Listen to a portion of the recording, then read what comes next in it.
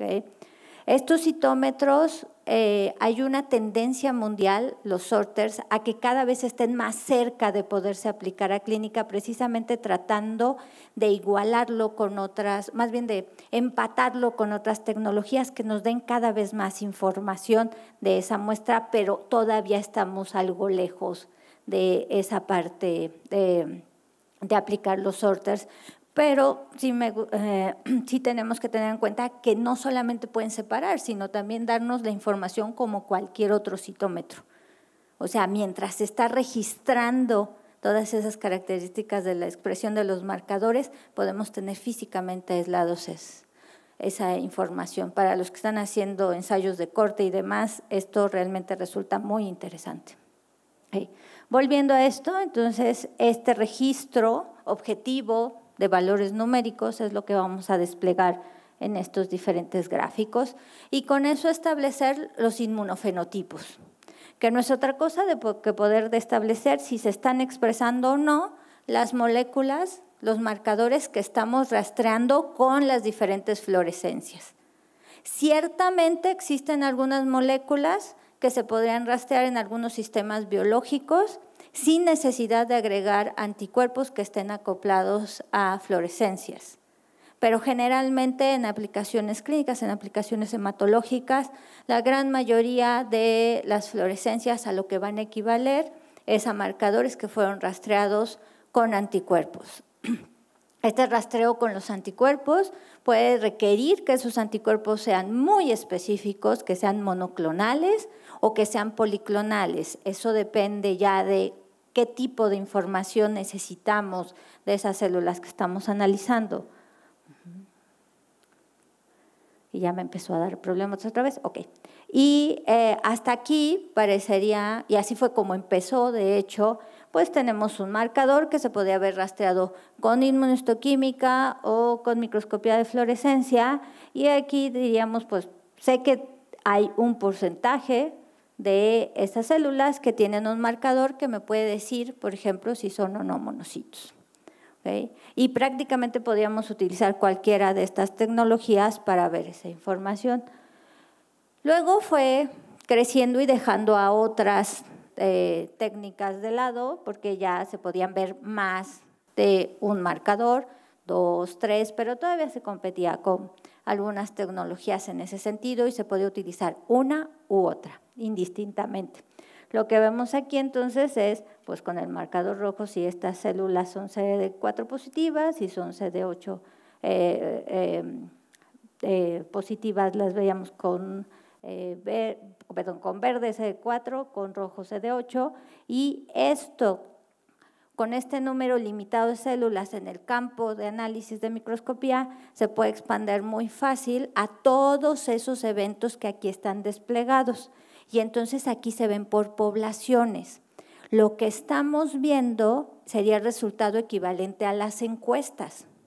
Una encuesta es válida porque cada quien contestamos la encuesta, pero el valor de la encuesta es la cantidad de encuestados a las que se le hizo. Y eso es lo que nos está dando la citometría de flujo, la posibilidad de tener el análisis en muchas células y después distribuir las respuestas de esas células de acuerdo a los marcadores que estamos explorando o a las características físicas de tamaño y complejidad. ¿Okay? Y podemos sumar cuantos marcadores nos dé la imaginación, aparentemente de acuerdo con este tipo de representaciones gráficas, ¿no? Podríamos sumar todas estas fluorescencias y buscar todos esos marcadores. Y algunos con algo más de experiencia dirían, ajá, ¿cómo no? ¿Cómo voy a hacer eso si solo puedo detectar 2 fluorescencias, 4 fluorescencias, 8 fluorescencias? Y eso es parte de lo que vamos a ver. Sí, vamos a que todo esto se pueda explorar en el mismo grupo de células.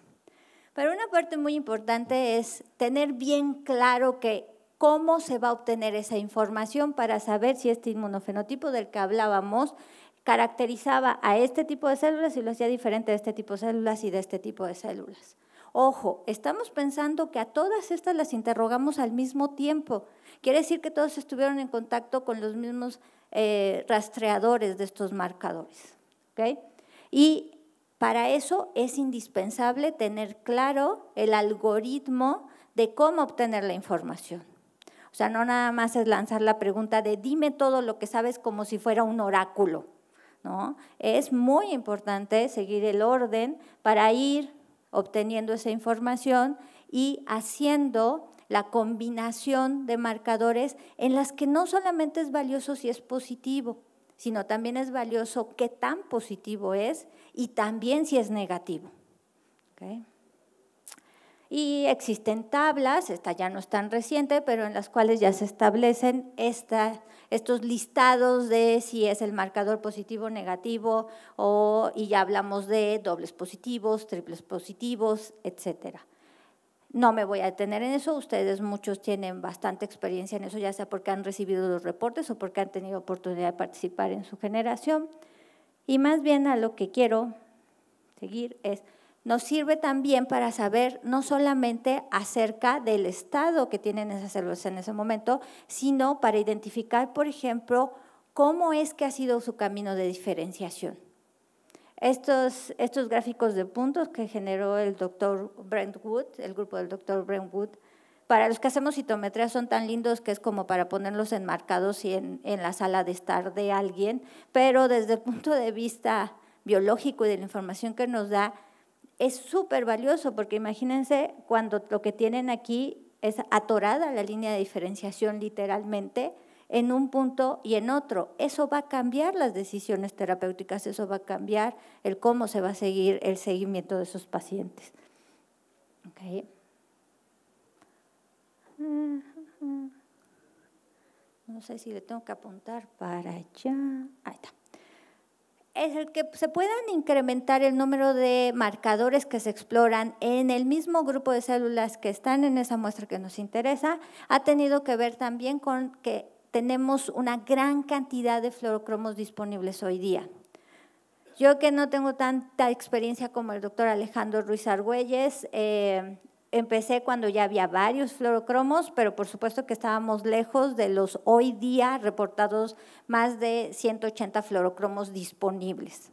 No todos ellos analizables al mismo tiempo por las características físicas de los patrones, los espectros de emisión que tienen, pero estamos hablando que sí hay una gran diversidad de estos mismos fluorocromos.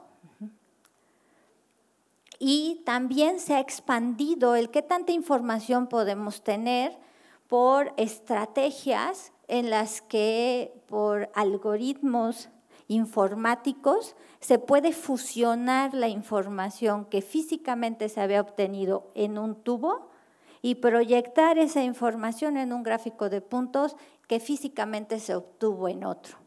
Aquí a lo que les quiero llamar la atención es que este marcador se está rastreando con el mismo fluorocromo que este otro marcador. Si yo lo pusiera físicamente el mismo anticuerpo en el mismo tubo, lo que tendría es aquí una línea que me dice, pues esto está todo encimado con todo. Y la estrategia es, se manejan los tubos independientes con los diferentes paneles donde CD24 marcado con ficoritrina va en un tubo y el CD79 va en el otro tubo.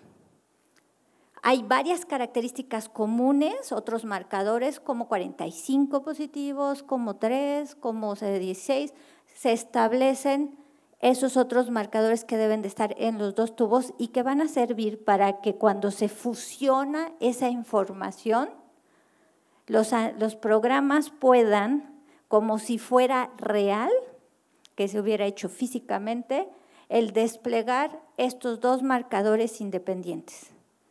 Con esto, un citómetro que tiene capacidad para analizar 4 fluorescencias, si se invierte suficiente en los reactivos, en los anticuerpos para generar estos paneles fusionables, se puede volver un instrumento que nos dé información no solo de 4 parámetros, sino de 10, de 12, de 18, de 24. ¿Okay? Esa es una forma en la que podemos expandir todos estos marcadores que se pueden analizar y que todos ellos aplicables en clínica. ¿Okay? Uy, me sigue dando problemas este cambio. Ahí está. Por otro lado, también es cierto que cada vez tenemos analizadores, citómetros más potentes. ¿Okay? Y empezábamos, hoy hay citómetros, ya aquí no aparece la foto del querido citómetro para varios de los que trabajaron con él, sobre todo en Clinical Excalibur, porque contra lo que durante 8 años el mundo entero se puso de manifiesto, mandaron cartas a la compañía que lo fabrica para decir, no, déjenlo, es maravilloso, es muy lindo. Usando una frase súper coloquial, la verdad es que es como licuadora de juguería, aguanta todo. En el área de investigación decimos que aguanta hasta tutores, ¿no?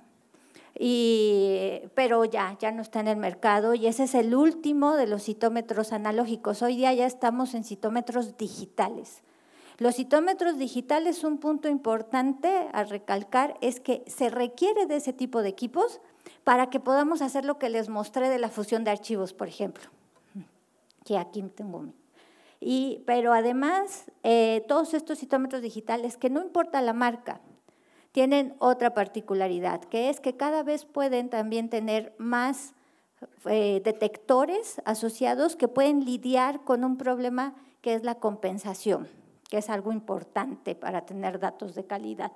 Bueno, ese tipo de equipos hoy ya hay de 30 fluorescencias disponibles para quien tiene el recurso para hacerse de uno de estos equipos. Así que tenían ustedes 50,000 filas. ¿Y cuántos parámetros quieren? 24. Es muy, muy, muy importante recalcar que este tipo de equipos digitales nos permiten hacer esto. No me voy a detener en la física del asunto, pero podemos estar ciertos de que se están